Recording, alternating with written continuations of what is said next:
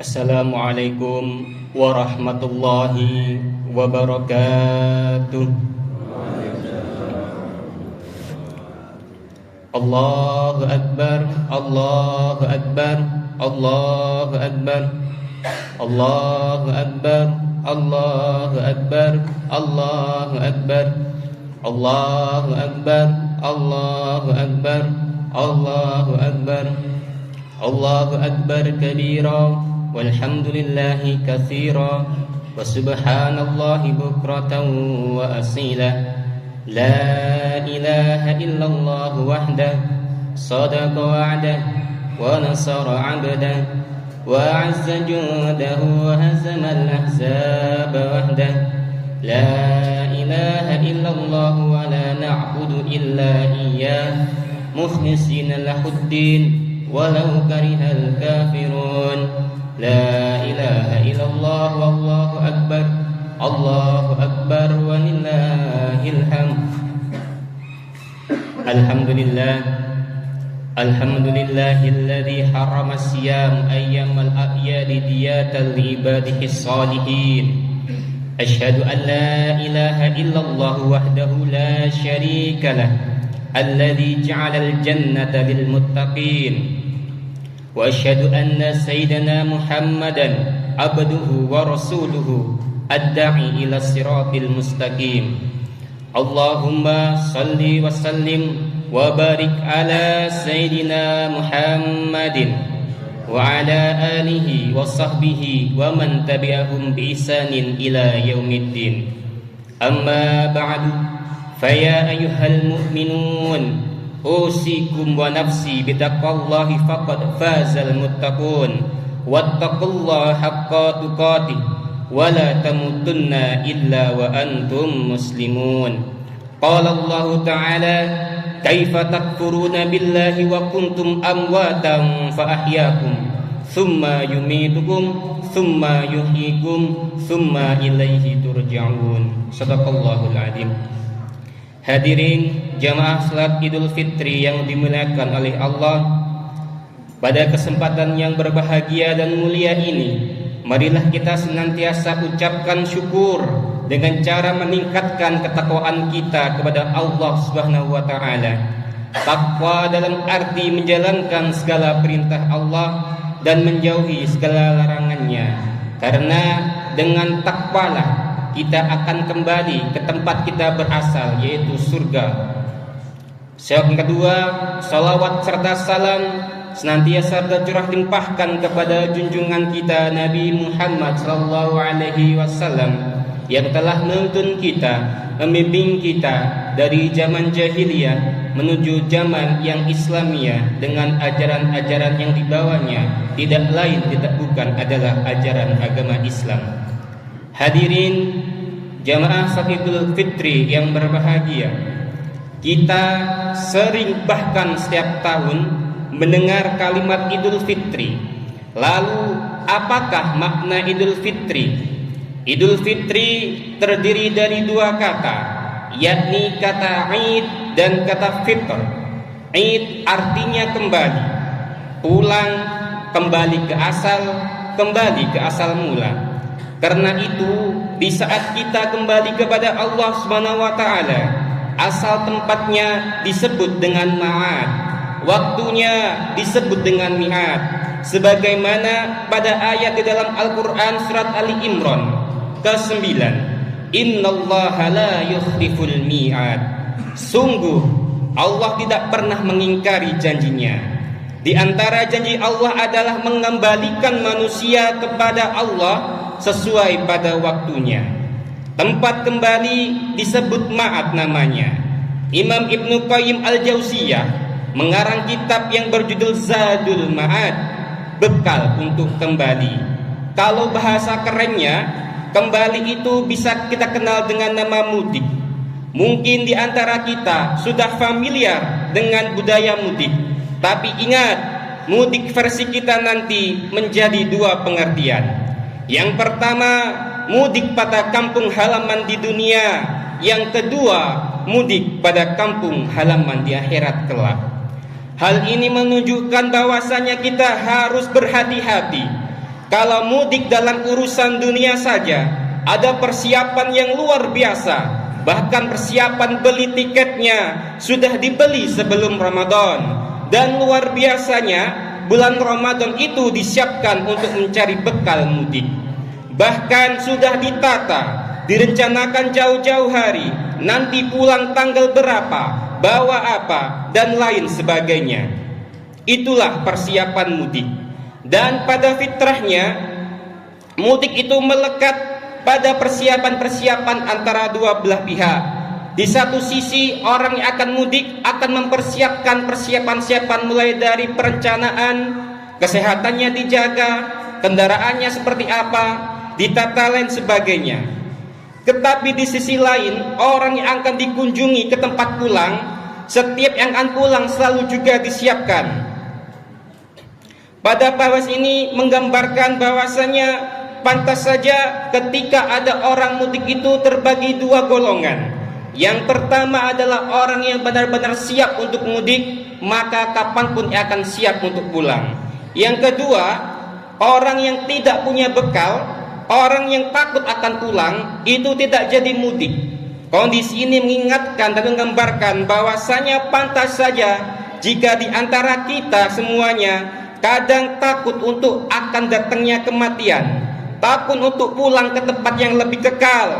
Rupanya kita masih kurang bekalnya. Sementara bagi yang sudah punya bekal, kemudian dengan bangganya ia menghubungi ke tempat pulang, maka ia akan katakan, aku akan pulang. Dibuatlah story, status karena saking bangganya. Karena di tempat tujuan tahu akan kedatangan tamu istimewa, maka ia akan disiapkan berbagai macam makanan. Ditunggu tanggal pastinya datang, disiapkan tempat tidurnya. Itulah keunikan dan pelajaran dari gambaran mudik di dunia. Sekarang persoalannya adalah mudik yang kedua. Mudik ini bersifat abadi, bersifat kekal. Dan mohon maaf, tidak sedikit orang yang berharap mudik ke tempat di dunia, ternyata ia lebih dahulu mudik ke tempat di akhiratnya. Dan celakanya, ketika ia menyiapkan mudik di dunia dengan maksimal, sama halnya dengan kehidupan kita sehari-hari, jika itu menyangkut duniawi, rasanya tidak pernah cukup. Bahkan kita rela berangkat pagi, pulang petang, panas, hujan, tidak kita hiraukan karena mencari bekal untuk kehidupan di dunia. Kita melakukan semua itu dengan dalih mencari kebahagiaan. Kumpulkan harta sebanyak-banyaknya. Dalam pikiran kita, semakin banyak uang, semakin bahagialah kita. Mencari harta, mencari uang memang kebutuhan kita, karena sabda Nabi Muhammad SAW, "I'mal lidunyaka ka'annaka ta'ishu abadan." Bekerjalah untuk duniamu seakan-akan engkau akan hidup selama-lamanya. Sepakat, kita harus bekerja keras. Kita harus bercita-cita menjadi orang kaya. Kita harus memiliki banyak uang. Karena dengan kita kaya, kita bisa membantu yang kurang mampu. Karena dengan kita kaya, kita bisa menyantuni anak yatim. Karena dengan kita banyak uang, kita bisa bersedekah, membangun masjid, membangun sekolah, dan lain sebagainya. Tapi kita harus ingat lanjutan dari hadis tersebut, wa'mal li akhiratika ka'annaka tamutu godan. Dan kerjakanlah ibadah untuk akhiratmu seakan-akan engkau akan mati besok pagi. Melalui hadis tersebut mengajarkan kepada kita bahwa antara urusan dunia dan urusan akhirat harus seimbang. Jika ia hanya sibuk dengan bekal mudik di dunia, sedangkan tidak menyiapkan mudik di akhiratnya dengan baik, dan ternyata mudik akhiratnya lebih cepat dibandingkan dengan mudik dunianya, maka pulanglah ia ke akhirat tanpa membawa bekal yang telah ia persiapkan untuk mudik di dunia. Na'udzubillah. Hadirin jamaah salat Idul Fitri yang dimuliakan oleh Allah. Karena itu, marilah kita bertakwa kepada Allah, karena selama menyiapkan bekal di bulan Ramadan, maka ketahuilah Allah telah mempersiapkan para penghuni surga untuk menyambut kedatangan kita saat kembali kepada Allah. kita berpuasa untuk mendapatkan takwa, maka saat itulah surga disiapkan untuk orang-orang bertakwa. Kalau kita perhatikan di dalam Al-Quran, setiap muncul kata surga selalu dilekatkan dengan kalimat takwa atau amalan-amalan takwa. Wasari'u ila magfiratim mir rabbikum wa jannatin arduhas samawat wal ard uiddat lil muttaqin. Bersegeralah, introspeksi dirilah kalian menuju ampunan Allah dan surga yang luasnya seperti langit dan bumi yang disediakan bagi orang-orang yang bertakwa. Di ayat yang lain, innal muttaqina fi jannatin wa uyun. Sesungguhnya orang-orang yang bertakwa berada dalam surga yang penuh taman-taman dan mata air. Innal muttaqina mafaza hadaiqa wa a'naba. Sungguh orang-orang yang bertakwa akan mendapatkan kemenangan, yaitu kebun-kebun dan buah anggur di dalam surga. Maka setiap ada kalimat takwa dilekatkan dengan surga. Dan berita baiknya, ayat yang memberitakan kita untuk berpuasa diakhiri dengan kalimat takwa. Ya ayyuhalladzina amanu kutiba alaikumusiyam kama kutiba alal ladzina min qablikum la'allakum tattaqun. Hadirin jamaah salat Idul Fitri yang dimuliakan oleh Allah, saat Ramadan yang lalu ternyata Allah sedang mendesain kita, melatih kita untuk menjadi penghuni surga insyaallah. Jadi wajar kalau Nabi Muhammad mengatakan semua umatku akan masuk ke dalam surga, kata Nabi. Semua umat Nabi Muhammad akan ke surga. Tapi kalimatnya belum selesai. Lanjutannya illa man aba, kecuali orang-orang yang gak pingin. Jadi kalau ada yang tidak ke surga, bukan Allah yang tidak kasih, dianya yang gak pengen. Maka kembali kepada makna id, itu artinya kembali kepada asal sesuatu. Kalau kita melihat sejarah, sebenarnya KTP kita ini adalah KTP surga. Jadi insya Allah, sedangkan kita melakukan tuntunan syariat-syariat yang telah diajarkan oleh Nabi Muhammad, maka kita juga nantinya akan mudik dan kembali ke surga. Kemudian kata yang kedua adalah kata fitr. Fitri merupakan sifat kecenderungan untuk dekat kepada Allah. Kalau konteks dalam beragama, fitrah itu dorongan kuat untuk menegakkan nilai-nilai agama. Karena cara kita mendekat kepada Allah yaitu dengan bersyariat. Salat itu syariat, baca Al-Quran itu syariat, infak, sedekah itu syariat. Jadi kalau ada orang yang ingin mendapatkan gelar fitrah, maka kerjakanlah syariat. Muncullah keterangan di dalam Quran surat Ar-Rum ayat 30, fa'aqim wajhaka lid-dini hanifa. Hai orang-orang yang sudah terlibat dalam kehidupan dunia, aqim wajhaka lid-dini hanifa, hadapkan sepenuhnya dirimu pada ketentuan agamamu dengan cara yang benar. Lanjutan ayatnya, fitrallahillati fataran nasa 'alaiha. Itulah fitrah yang telah Allah tetapkan bagi setiap manusia, bagi semua manusia. Jadi semua manusia itu mau besar, mau kecil, mau tua, mau muda, mau laki-laki, mau perempuan, dalam jiwanya ada fitrah, yaitu kecenderungan untuk dekat kepada Tuhan. Dalam dirinya ada kecenderungan untuk mendekat kepada Allah. Oleh karena itu, ia akan mencari jalan. Bagaimana jalan mendekatkan diri kepada Allah? Ternyata satu-satunya dengan cara menegakkan atau menunaikan ketentuan ad-din. Fa'aqim wajhaka lid-din. Ad-din itulah fitrah. Lantas apa yang dimaksud dengan ad-din itu? Ditafsir dalam Quran surat Ali Imran ayat 19, Inna dina indallahil Islam. Sesungguhnya agama yang diridhai di sisi Allah ialah Islam. Ad-din itu adalah Islam. Kesimpulannya, di hari raya Idul Fitri ini, kalau ada orang yang ingin mengembalikan fitrahnya, ingin memiliki kecenderungan dekat kepada Allah, maka dia harus memenuhi ketentuan-ketentuan dalam Islam.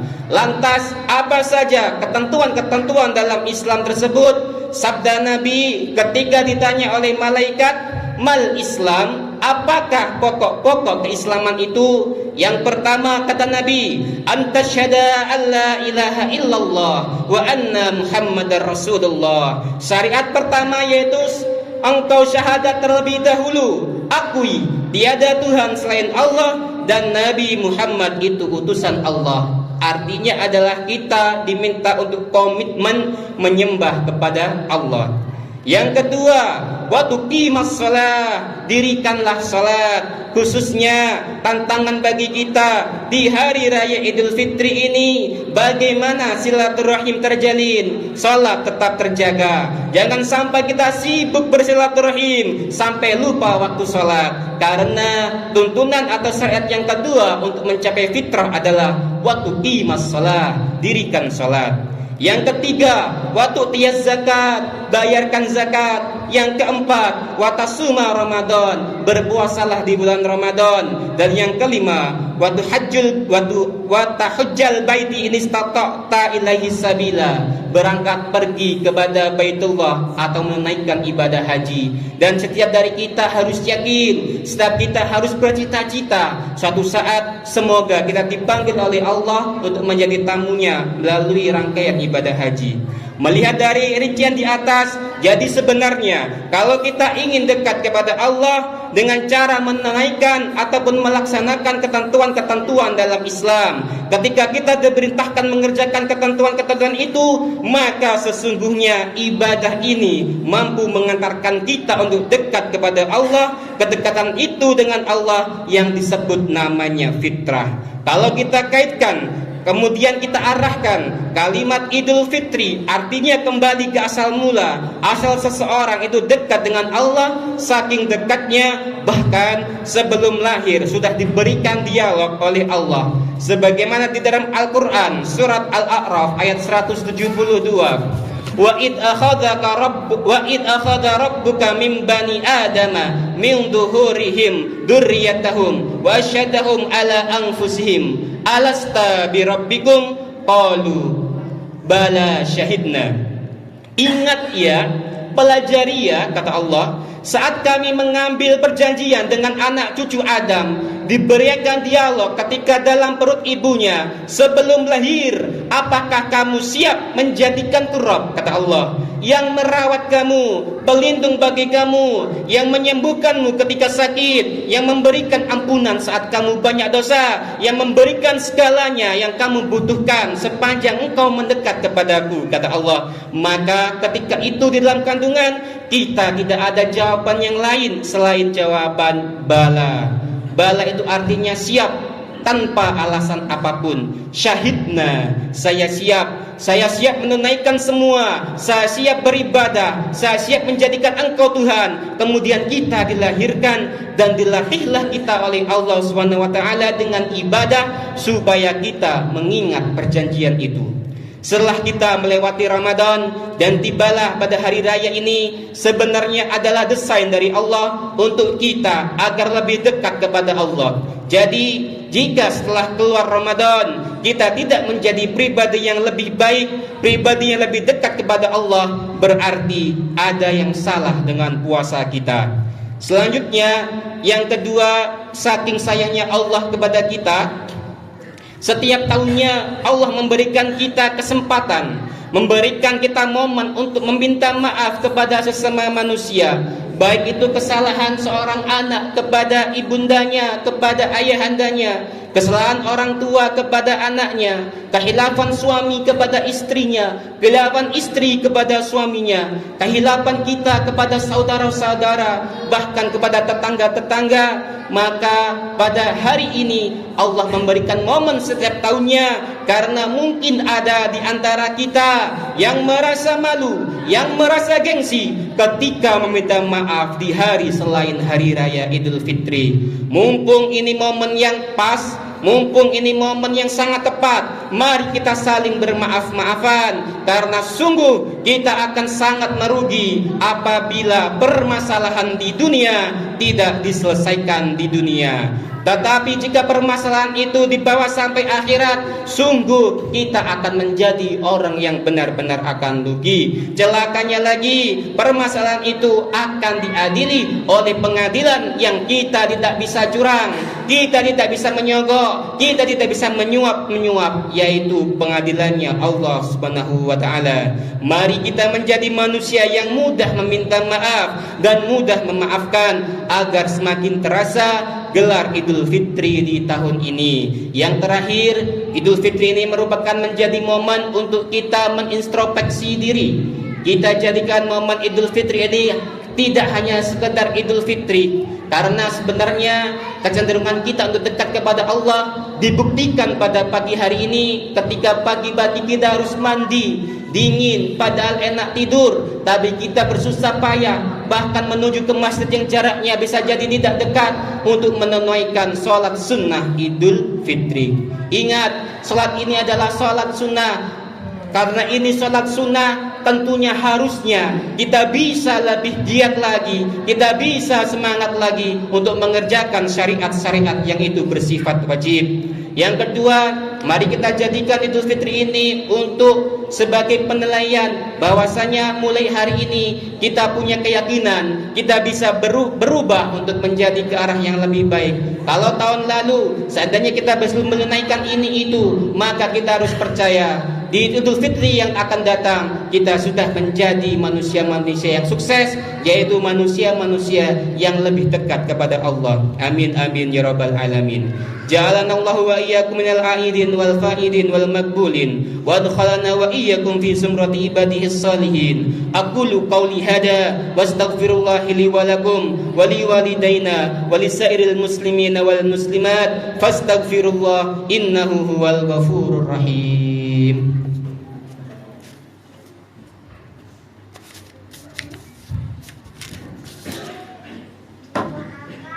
Allahumma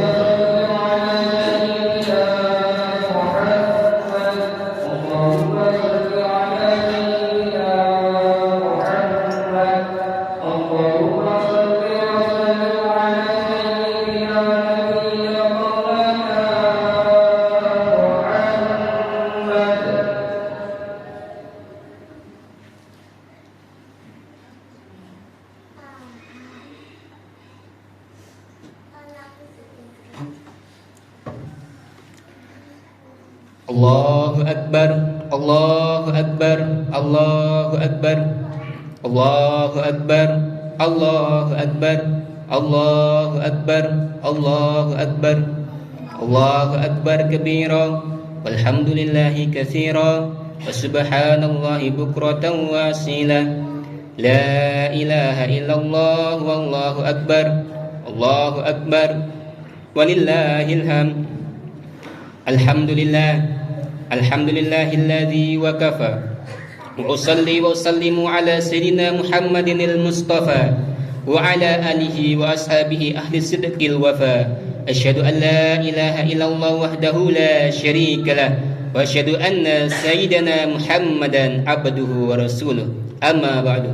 Fa ya ayyuhal muslimun, usikum wa nafsi bitaqwallahil aliyyil azim. Wa'lamu anna Allah amarakum bi amrin azim, amarakum bis salah wassalami ala nabiyyil karim. Faqala inna Allah wa malaikatahu yusallina ala nabi, inna Allah wa malaikatahu yusalluna ala nabi, ya ayyuhalladzina amanu sallu alaihi wasallimu taslima.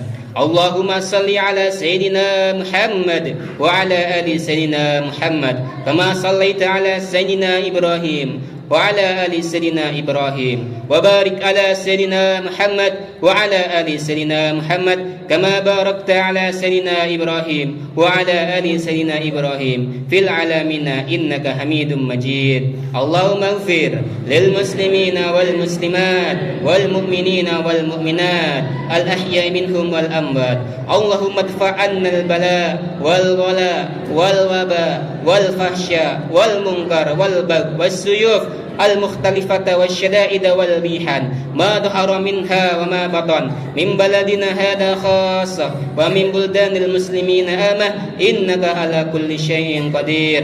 اللهم اغفر لنا ذنوبنا ولوالدينا وارحمهما كما ربيانا صغارا. ربنا آتنا في الدنيا حسنة وفي الآخرة حسنة وقنا عذاب النار. عباد الله إن الله يأمر بالعدل والإحسان وإيتاء ذي القربى وينهى عن الفحشاء والمنكر والبغي يعظكم لعلكم تذكرون. فاذكروا الله العظيم يذكركم واشكروه على نعمه يزدكم ولذكر الله أكبر. Wassalamualaikum warahmatullahi wabarakatuh.